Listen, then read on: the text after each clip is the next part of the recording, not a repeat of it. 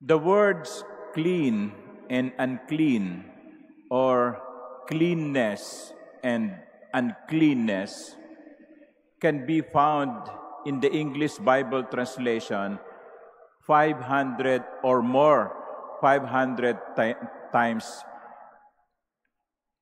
over more than 500 times. And if you analyze the use of the words clean, unclean, cleanness, or uncleanness, are mostly related with religious purity or ritual purity. An example, when someone during the time of the Old Testament got sick of leprosy, he is considered unclean. And anyone who touches a leper becomes unclean also. That is why a leper has, whenever he goes to the public, because they are separated, living separately, whenever he goes to the community, if it cannot be avoided, he has to cover his mouth like this and will shout, "Unclean, unclean, unclean," to give warning to the people to stay away from him. Kasi kapag nahipo ng isang tao ang may ketong, siya rin, yung nakahipo, ay itinuturing na marumi. At kapag ang isang tao ay tinuturing na marumi, hindi siya pwedeng sumali sa mga ritual ng templo. Hindi siya pwedeng mag-alay ng alay sa templo.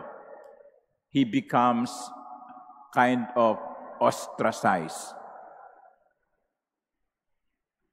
And Jesus, when He came, started preaching, set aside ritual purity.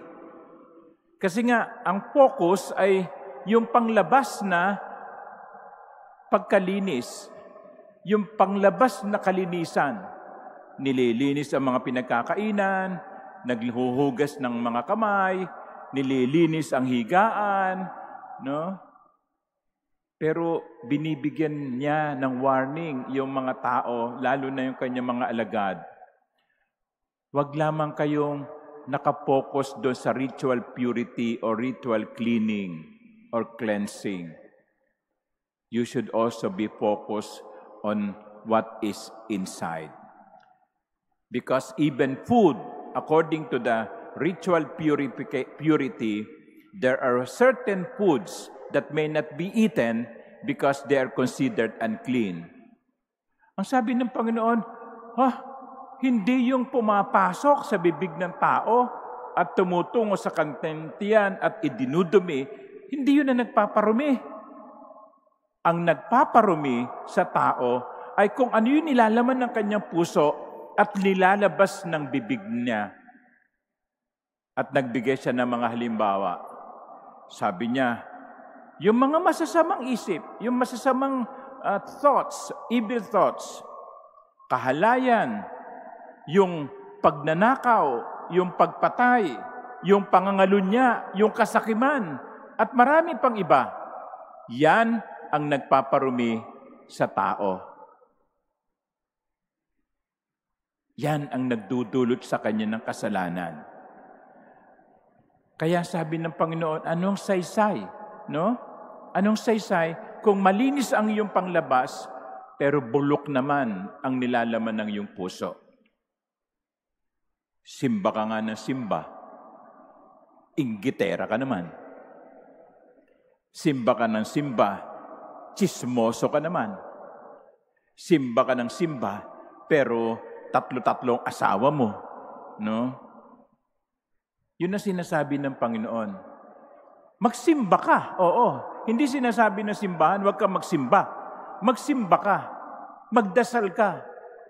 Pero kinakailangan yung pagsisimba mo at pagdarasal mo, sinasamahan mo ng pagbabago ng iyong puso. At ito, palagay ko, tamang-tama sa ating lahat.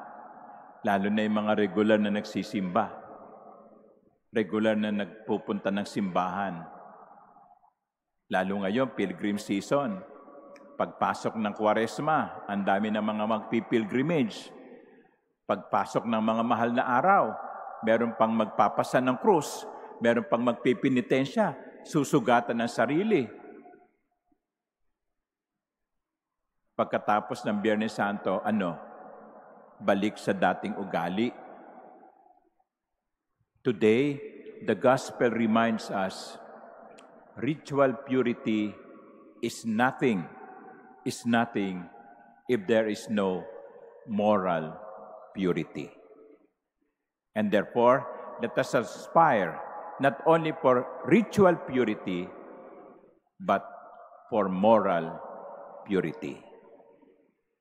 Amen.